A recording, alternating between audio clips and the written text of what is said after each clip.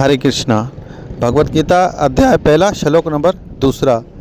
जैसे कल हमने एक श्लोक सुना था, उसमें धृतराष्ट्र ने संजय से पूछा था कि धर्म युद्ध भूमि में मेरे और पांडवों के लड़कों यानी बेटों के बीच में क्या हुआ। तो दूसरे श्लोक में संजय उनको जवाब दे रहे हैं कि राजा, इस वक्त पांडवों के जरिए मोर्चे बंद सेना को देखकर राजा दुर्योधन ने अपने गुरु द्रोणाचार्य के पास जाकर ये शब्द कहे। ये श्लोक दुर्योधन की बेचैनी को जाहिर करता है। वो देखता है कि पांडवों की तरफ से जो व्यू सेना ने रचा है वो उसकी बेचैनी का सबब बता रहा है। उसकी रवैये, एक वो अपने गुरु के पास जाते हैं तो उनके चेहरे से रवैया जो झलकता है वो बेचैनी का होता है, और वो उनके व्यू को देखकर अपने गुरु से अपने योजना की बात करते हैं कि उनका व्यू देखकर हमारी तरफ से क्या तैयारियां हैं। और पांडवों की सेना का व्यू देखकर दुर्योधन का दिल डगमगाता है, और यही गुफ्तगू आगे चलकर बहुत दिलचस्प मोड़ लेती है। क्योंकि आप देखोगे दुर्योधन के पक्ष में 11 अक्षौणी सेना है और पांडवों के पक्ष में 7 अक्षौणी सेना, लेकिन फिर भी वो बेचैन था। क्योंकि अगर बेचैन नहीं होता तो वो अपने गुरु द्रोणाचार्य के पास थोड़ी आता। वो कहता कि उनकी तरफ से तैयारियां हैं तो अपनी तरफ से भी शुरू हो जाओ, लेकिन उसका दिल मुतमिन नहीं हो रहा था। तभी वो अपने आचार्य के पास, गुरु के पास आकर शब्द कहता है, बातचीत करता है। इतनी सारी ताकत होने के बावजूद भी वो घबराता है। और इस श्लोक में मज़े की बात पता है क्या है? यह है कि इंसान कितना भी ताकतवर क्यों ना हो,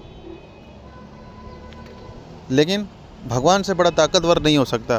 क्योंकि ये बात सब जानते थे, और जो जानते थे वो पांडवों की तरफ थे।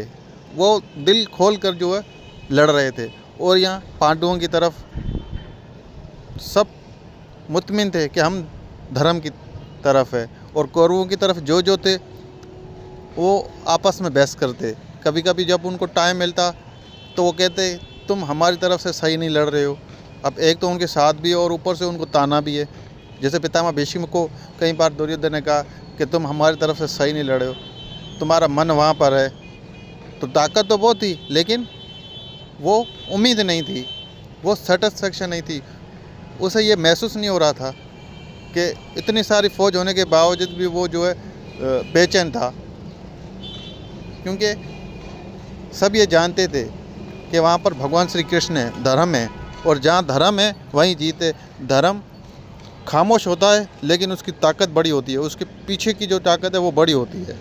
और इनके साथ, पांडवों के साथ भगवान श्री कृष्ण थे, इनको सपोर्ट था, इनकी सेना थी, वो मुतमिन थी, इसलिए वो अच्छे से लड़ रही थी। जो इनकी तरफ से, पांडवों की तरफ से जो बड़े बड़े योद्धा थे वो भी मुतमिन थे, वो भी दिल खोल कर लड़ाए थे। और कौरवों की तरफ थे, जो दुर्योधन की तरफ थे, वो लड़ते लड़ते डगमगा जाते। वो कहते कहीं हमसे गलत नहीं हो रहा है, कहीं हम गलत आदमी का साथ तो नहीं दे रहे हैं। वो बार बार इस चीज़ को जो है दोहरा रहे थे, लेकिन फिर भी खामोश थे। क्योंकि कोई वचनों से बंधा हुआ था, तो कोई वचन यानी वादे, कोई वादे के पीछे बंधा हुआ था, कोई किसी के कारण, कोई किसी कारणवश था, कोई किसी कारणवश थे वश। तो बहुत सबके अलग अलग है। आगे चलकर हम इस पे जो है बहुत खूब चर्चा करेंगे। जो जो श्लोक आएगा उसके मुताबिक हम उस श्लोक के ऊपर बहुत सारी खूब चर्चा करेंगे।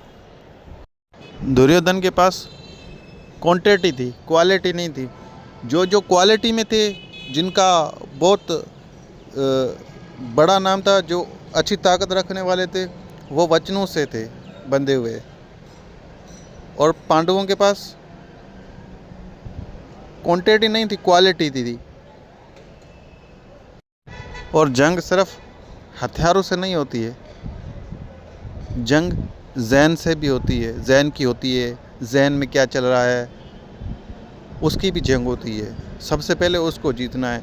अगर कोई उसको जीत जाता है, अपने ऊपर से अपना माइंड बिल्कुल रिलैक्स करता है कि हाँ मैं सही हूँ, तो ही वो आगे लड़ पाता है। जिसका ज़हनी जो है कन्फ्यूज़ है, जो खुद कन्फ्यूज़ है, वो लड़ नहीं पाएगा। बस आगे पीछे घूमेगा या कोई रास्ते बताएगा या कोई तरतीब बताएगा, लेकिन खुद जो इन्वॉल्व नहीं होगा, जब तक वो खुद पूरी तरह से जब तक रिलैक्स नहीं होता तब तक कोई भी अच्छे से नहीं लड़ पाएगा। बस उसके मन में हज़ारों सवाल होंगे, जंग चल रहा होगा सोच का,